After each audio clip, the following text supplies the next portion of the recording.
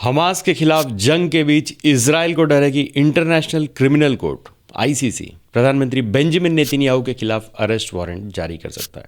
Times of Israel के मुताबिक Gaza में अंतर्राष्ट्रीय कानून तोड़ने के आरोप में इजराइल के कई राजनेताओं और मिलिट्री लीडर्स के खिलाफ भी गिरफ्तारी का वारंट जारी हो सकता है। दरअसल एक रिपोर्ट के मुताबिक इजराइल के सूत्रों के हवाले से जानकारी मिली थी कि आईसीसी आने वाले समय में वारंट जारी करने पर विचार कर सकती है।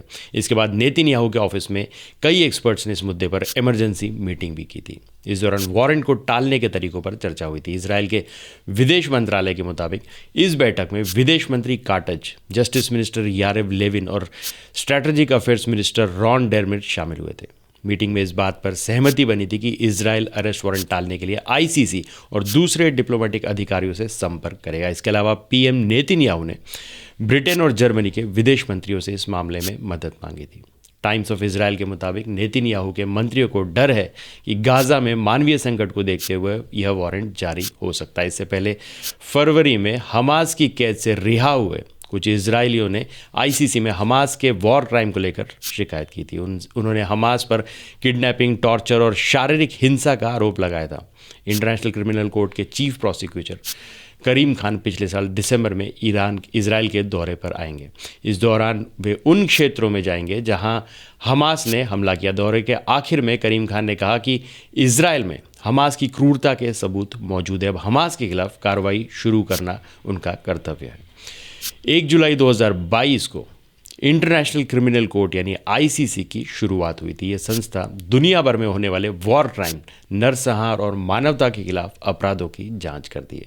यह संस्था 1998 में रोम समझौते पर तैयार किए गए नियमों के आधार पर कार्रवाई करती है। इंटरनेशनल क्रिमिनल कोर्ट का मुख्यालय द हेग में है। ब्रिटेन, कनाडा, जापान समेत 123 देश रोम समझौते के तहत इंटरनेशनल क्रिमिनल कोर्ट के सदस्य हैं। आईसीसी ने यूक्रेन में बच्चों के अपहरण और डिपोर्टेशन के आरोपों में के आधार पर रूस के राष्ट्रपति पुतिन के खिलाफ अरेस्ट वारंट जारी किया था। इंटरनेशनल क्रिमिनल कोर्ट आरोपियों की गिरफ्तारी के लिए सभी सदस्य देशों को वारंट भेजता है। आईसीसी का यह वारंट सदस्य देशों के लिए सलाह की तरह होता है और वो इस मामले इससे मानने के लिए बाध्य नहीं होते। इसकी वजह यह है कि हर संप्रभु देश अपने आंतरिक और विदेश मामलों में नीति बनाने के लिए स्वतंत्र होता है। दूसरी अंतर्राष्ट्रीय संस्थाओं की तरह ही आईसीसी भी हर देश की संप्रभुता का सम्मान करती है। अपने 20 साल के इतिहास में आईसीसी ने मार्च 2012 में पहला फैसला सुनाया था। आईसीसी ने फैसला डेमोक्रेटिक रिपब्लिक ऑफ कॉन्गो के उग्रवादी नेता थॉमस लुम्बागा के खिलाफ सुनाया था। जंग में बच्चों को भेजे जाने के आरोप में उसके खिलाफ केस चलाया गया था।